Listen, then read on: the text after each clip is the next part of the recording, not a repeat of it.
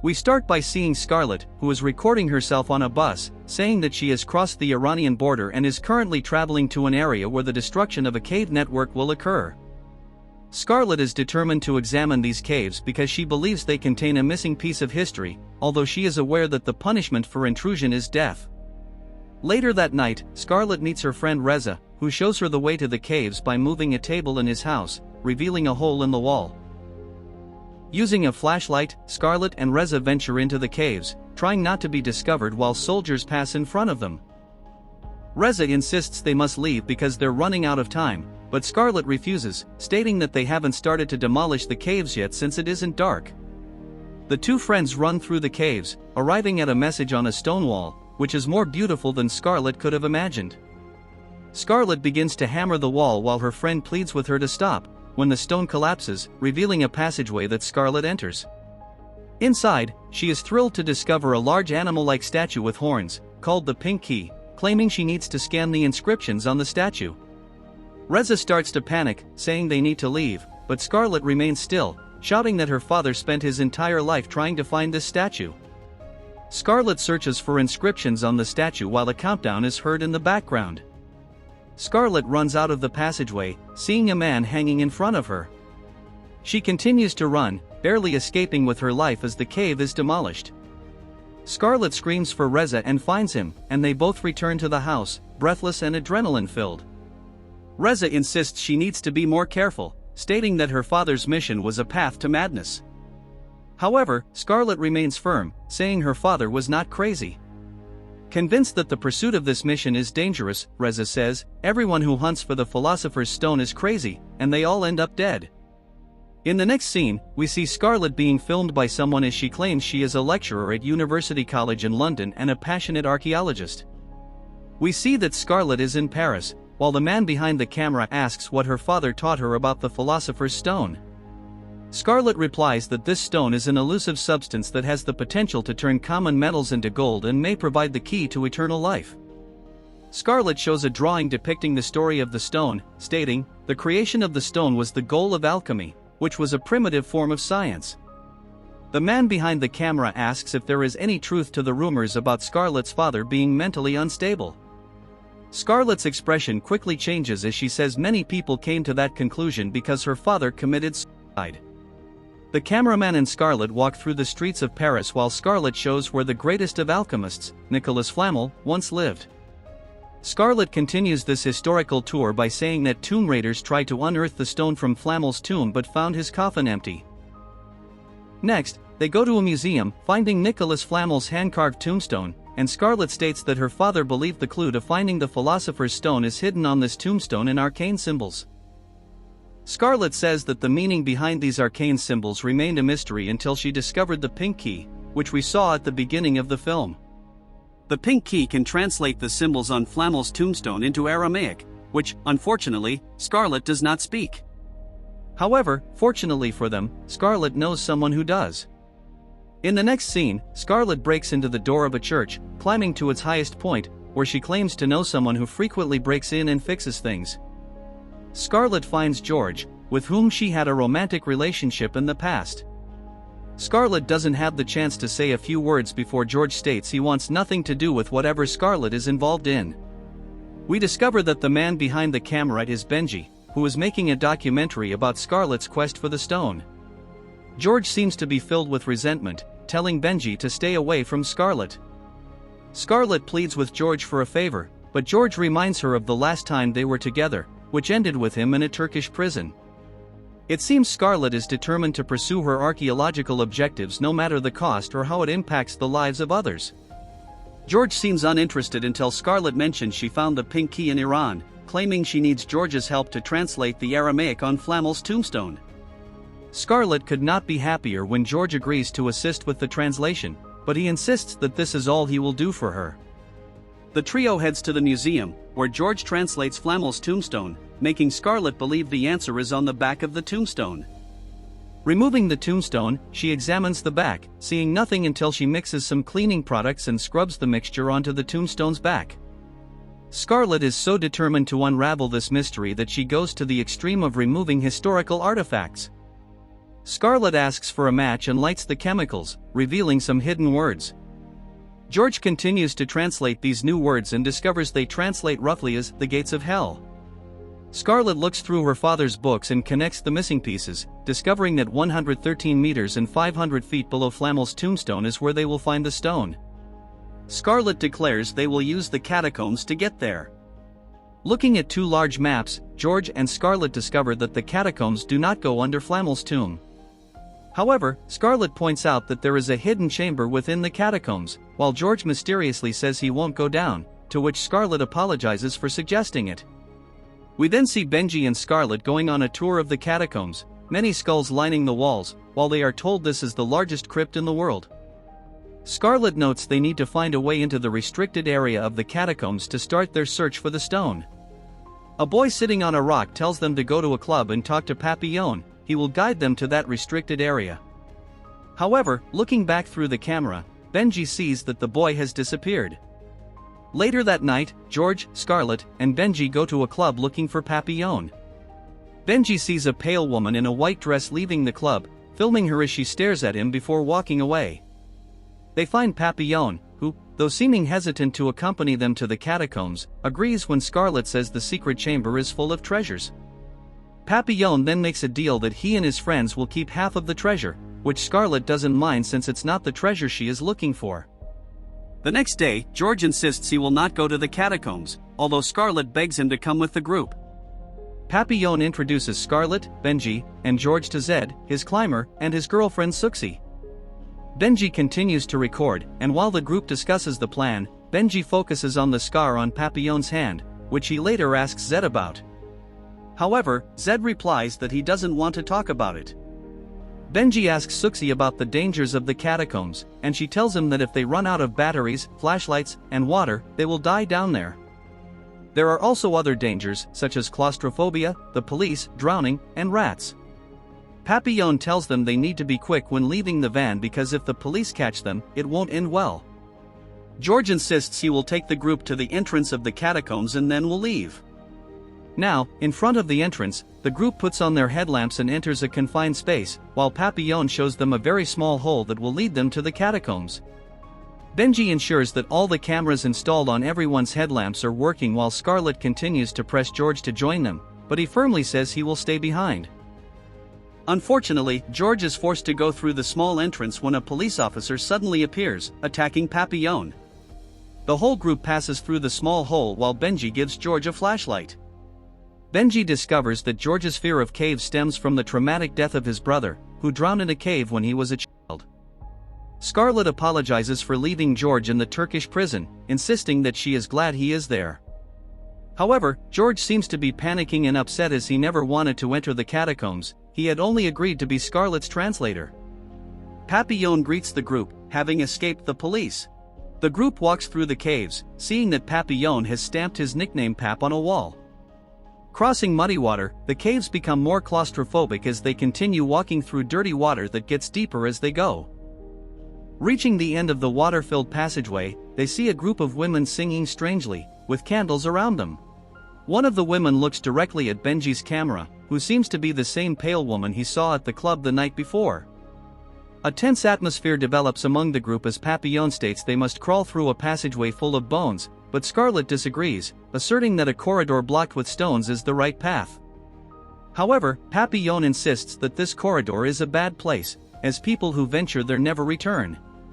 Papillon warns them not to pass through the corridor, telling them the story of his friend, whom he calls La Taupe, who went into that corridor but was never seen again.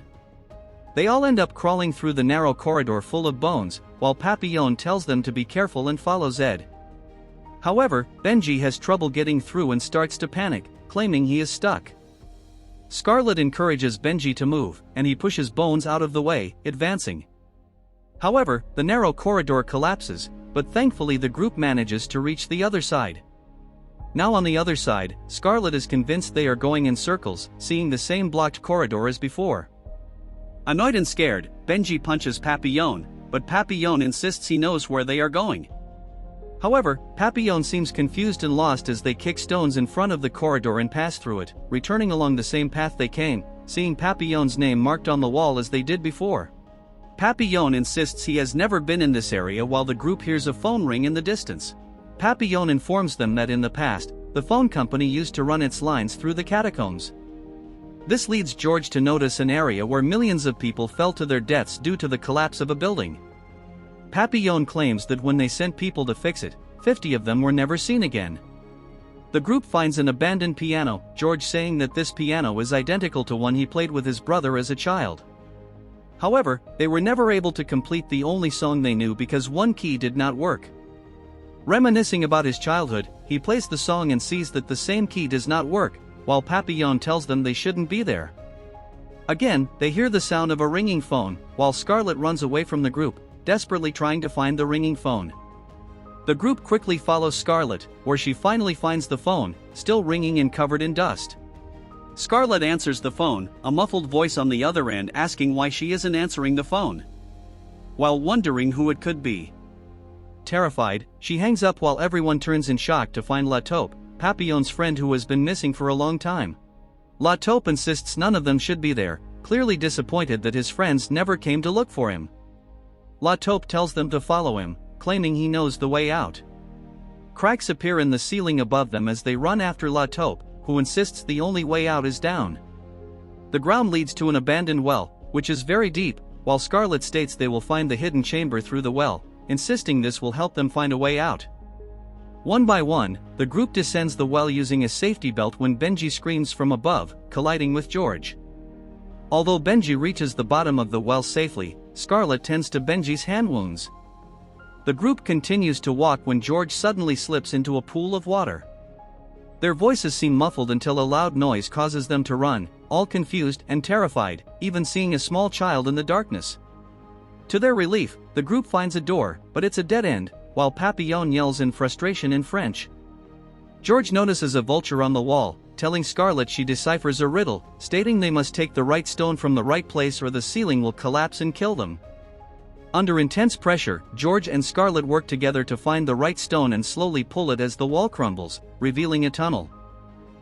Scarlet is the first to pass through the tunnel, while George follows her, seeing a dead priest whose body has not begun to decompose. The two come across the word vitriol, which is another riddle that will lead them to find the stone of Flammel. To the group's dismay, Scarlet insists they must go deeper and tells everyone to turn off their flashlights, and by doing so, light emanates from a passageway. Scarlet ventures into the water below, touching a loose stone, which Papillon helps her to loosen. Scarlet swims under the water and discovers the hidden chamber, seeing a pile of golden treasure, while George follows her. The rest of the group will soon be inside the hidden chamber, and they are now radiant to find the treasure. Scarlet then rejoices at finding the Philosopher's Stone on a wall decorated with drawings. Behind her, the group removes the gate guarding the treasure, while Scarlet screams, certain that this is a trap. Scarlet is right, as we see the ceiling collapsing, but luckily, no one dies while they all cough, covered in debris. They find Suxi trapped between some stones as they pull her out, seeing that her arm is bleeding. They begin to dig for La Taupe, but decide to leave him behind as they cannot move the rocks. The group starts to get worried as they have lost their food and water in the debris, with Papillon stating they should start to conserve power in the flashlights. Scarlet tends to Suxi's bleeding arm using the Stone of Flammel, which miraculously heals her wound, leaving the group surprised. The group continues searching for a way out, finding a door in the ceiling, saying that it works in conjunction with another door, which symbolizes as above, so below, which seems to be yet another riddle. The group then finds a door on the floor and uses the safety again to descend, while Scarlet tells the group there is a passageway down there. The entire group follows Scarlet while George notices a plaque and translates it. The plaque says, "Abandon all hope, ye who enter here," which Scarlet asserts is the inscription about the gates of hell, while a terrified Papillon insists he will not pass through this space. As usual, Scarlet is the first to crawl through the space, realizing this is similar to the place where they found the stone, but Scarlet notes that everything is upside down. They are shocked to discover that the entrance has now disappeared. Papillon wonders if they are dead because nothing makes sense. Scarlet returns to the water, insisting they must keep moving. Sounds of muffled screams are heard as the group emerges from the water, realizing the body of the priest they saw before is now decomposing. They are shocked to find La Taupe, breathing heavily in the shadows, completely inactive. Suxi approaches La Taupe trying to help him, but unfortunately, La Taupe violently attacks, crushing Suxi's head against a rock, killing her instantly. La Taupe disappears, and Scarlet tries to revive Suxi with the Stone of Flammel, but it doesn't work, while Papillon stands by, completely distraught. Despite this unexpected death, the group continues moving, crawling through a dark tunnel, while Scarlet sees a knot that strangely disappears when she looks a second time. Once again, they reach the abandoned well, and the remaining members of the group use the safety to transport to the bottom. A strange voice whispers Scarlet, leading the group to call out for Benji, ensuring he is safe. Benji is about to lower himself but stops upon hearing the sound of a crying baby when suddenly a woman with a child jumps right in front of him. Benji then falls to his death, while Scarlet screams, shocked and saddened by Benji's sudden death. Papillon and George insist they must keep moving, as they once again crawl over bones when George suddenly sees a vision of his brother, Danny, beneath him. George desperately tries to move the bones, but Scarlet convinces him that what he is seeing is not real. George wonders what is happening to them as they hear a scream in the distance that seems endless. Walking further ahead, Papillon sees a flaming car, with a man sitting in the flames, staring at Papillon. Distressed and filled with guilt, Papillon screams, "It wasn't my fault." This explains the scar on Papillon's hand that we saw earlier. Papillon is suddenly pulled toward the flaming car, while Scarlet, George, and Zed try to help him, but fail as he is pulled into the flames, leaving his legs behind as the car disappears. Zed is terrified to witness his friend's death, but Scarlet and George insist they must keep moving forward. They follow through a passageway and see a person in a long black coat, which terrifies them, leading them to run in the opposite direction. George tells Scarlet that regardless of what happens, he wants her to know that the week they spent in Turkey was the best week of his life, to which Scarlet agrees. They continue moving and encounter the same person in the black coat, now sitting in a chair, as they carefully walk behind him, with muffled and strange voices echoing around them. Suddenly, screaming faces emerge from the walls, and they see the person in the black coat rise and cast a lethal glare at them. The group runs, but the screaming faces appear from the wall, biting George on his neck as he is dragged by Zed and Scarlet. Blood begins to ooze from George's mouth, and Scarlet tries to use the stone to heal him, but it doesn't work. George manages to mumble the word vitriol, which is part of the riddle we heard earlier. To her frustration, Scarlet discovers this is not the true stone and that only by giving it back will they find the true one. Scarlet insists she needs to go back and run, leaving Zed holding a cloth to George's neck. Returning along the path they came, a bloody hand pulls her into a pool of blood, but she escapes upon seeing what she thought was her father, hanging in front of her, but it is just a screaming version of herself. Scarlet reaches the hidden chamber, returns the stone, and finds the Rael stone, a reflective golden mirror that she rubs her hand against. Meanwhile, Zed drags George deeper into the cave as the figure in the black coat approaches them. While running, Scarlet discovers her father hanging before her and apologizes to him, tears in her eyes. Scarlet finally returns to George and kisses him, now possessing magical powers since she touched the stone. George is brought back to life, and the trio runs, finding several dead ends before reaching another abandoned well. Scarlet insists they must jump into the well, claiming they will survive if they rectify themselves and their mistakes, that the catacombs have exposed all along. Scarlet explains they must confront what haunts them, like George being unable to save his brother, while Zed admits he never met his child, although he knows the child is his. Now acknowledging their faults, the trio jumps into the well, screaming as they fall into the darkness. Upon colliding at the bottom, Zed begins to panic, thinking they are trapped.